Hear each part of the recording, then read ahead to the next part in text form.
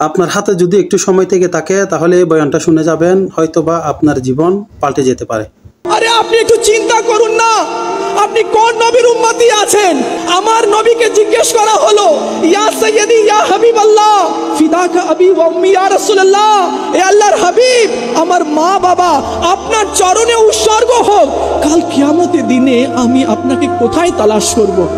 আমার নবী বলেন, তোমরা আমাকে মিজানের পাল্লার কাছে দেখে নিও, মিজানের পাল্লার কাছে দেখে নিও, যেখানে আমার উম্মতির আমল ওজন করা হবে, তোমরা সেখানে আমাকে দেখিও।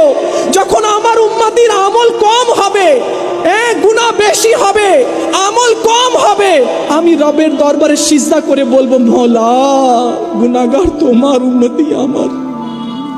মওলা গুনাহগার তোমার আছে, উম্মতি আমার আছে, মওলা মাফ করে দাও। আমি সেখান থেকে সরব না, যাতে কোনো উম্মতি ফেসে না যায়, যাতে কোনো উম্মতিকে ধরে জাহান্নামে না নিয়ে যাওয়া যায়। আমি মিজানের কাছে দাঁড়িয়ে থাকবো আর উম্মতির বখশিশের জন্য দোয়া করব। এরপরে আমার নবী বলেন কি, তোমরা আমাকে জাহান্নামের দরজার কাছে দেখে নিও।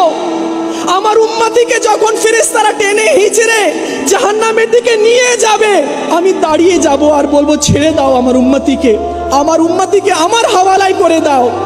এরপরে তোমরা আমাকে পুলসিরাতের কাছে দেখিও, আমার উম্মতি যাতে কেটে জাহান্নামে না পড়ে যায়, এজন্য আমি সেখানে রবের দরবারে দোয়া করব।